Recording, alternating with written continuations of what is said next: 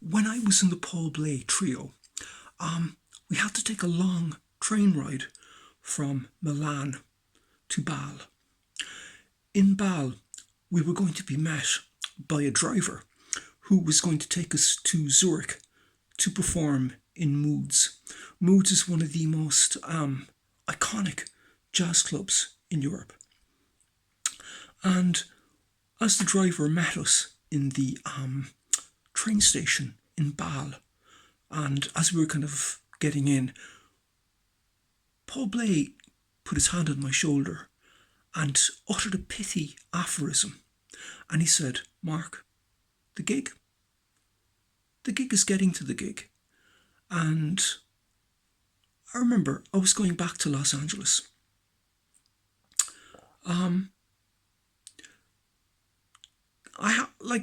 I was going to Dublin and then flying to LA. But what manifested was I was going to Dublin, and then I had to get a flight in the middle of the night, the last plane out of Dublin, to Heathrow. Then I got to Heathrow, and then I got a flight to San Diego. So I'm going to Los Angeles, but I got a flight from London to San Diego, best I could get. And I literally timed the whole thing that I literally only had a couple of hours when I hit San Diego to make it to my first gig. Now, so I flew, and it was one of the most amazing plane trips ever kind of thing, flights, because it was the first time they had a GPS, because I was actually in first class, believe it or not, and they had GPSs and phones and all that stuff. And, I kept thinking, should I call Alex Cline and ask him to come down to San Diego to give me a lift? And I kind of said if I did, Alex Cline would probably tell me where to go quite quickly.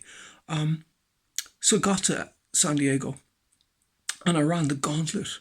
I said, the only thing I'm going to be able to do is get a taxi. So I ran the gauntlet of all the taxi, cabs lined up outside the airport, and every single one said, actually, I can't tell you what they said. So basically, that's it.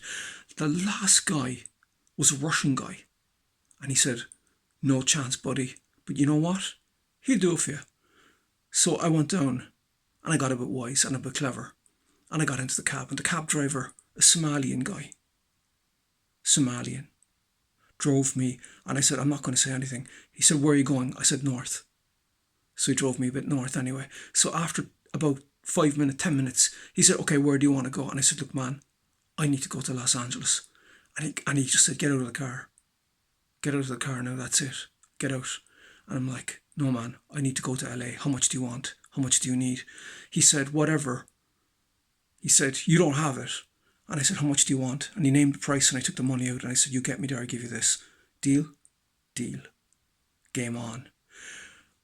Now, luckily, there was two of us in the cab. I had to sit in the front seat, which is unusual, because if you carpool in Los Angeles, you get into a fast lane.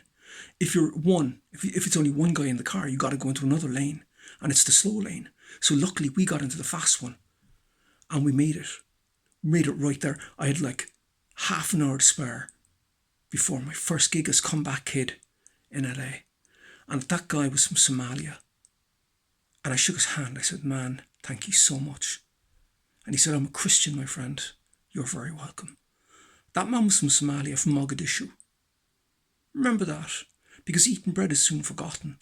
And that was a great man who did me an incredible service. And I owe him, that man, a debt of gratitude for everything that I've done in Los Angeles. I played in an El Salvadorian restaurant with my great friend Alex Cline, who I'm profoundly grateful to. And we had Steuart Liebig on bass, Jeff Gauthier on violin, electric violin, and John Fumo on trumpet. Important, because John Fumo was going to be playing on my album later. And John Fumo played with Neil Young and Crosby, Stills, Nash and Young. Great guy, brilliant trumpeter. And great gig. Then 2 nights later, believe it or not, myself and Alex were going back down to San Diego to play for Jason Robinson's University of San Diego, their art space, we got a gig there. So myself and Alex had to drive down to San Diego again and play a gig there. And then 2 nights later, we went back up to Ventura, myself, Alex Cline, and we played a duo concert in the Ventura Art Center with Jeff Kaiser.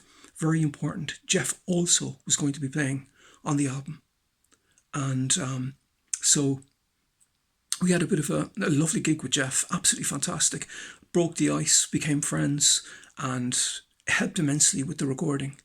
Then, 2 days later after that, I actually played in Musicians Institute on the main stage, the hallowed main stage that you only dream about when you're a student there, because when you're a student there, you don't get near it. And basically, I played on that with Michael Manring, one of the greatest bass players in America, also a former student of Jocko, and one of Jocko's favourite students, and with a chap called Chris Garcia on drums, to pretty much a capacity audience. So for the kind of a former alumni, kind of comeback kid kind of thing, to play there, some of my teachers were there, and some of my former colleagues who are now teachers were there. And for everyone, it was a source of immense pride, because they're very proud, like Musicians Institute are very proud of me, and I'm very grateful to them. I'm very grateful to have been a student there and to have had so many fantastic opportunities to study there, not just on the guitar, but as I mentioned, Steve Reich, Stockhausen, and even Kraftwerk, studying their music, as well as studying the guitar and music theory and all that stuff. So I had an incredible education there, for which I am incredibly grateful. And to be able to have gone back and performed on the main stage, it was a fantastic thing, absolutely fantastic. But all of that is predicated upon the benevolence of the taxi driver from Somalia. Thank you very much for listening.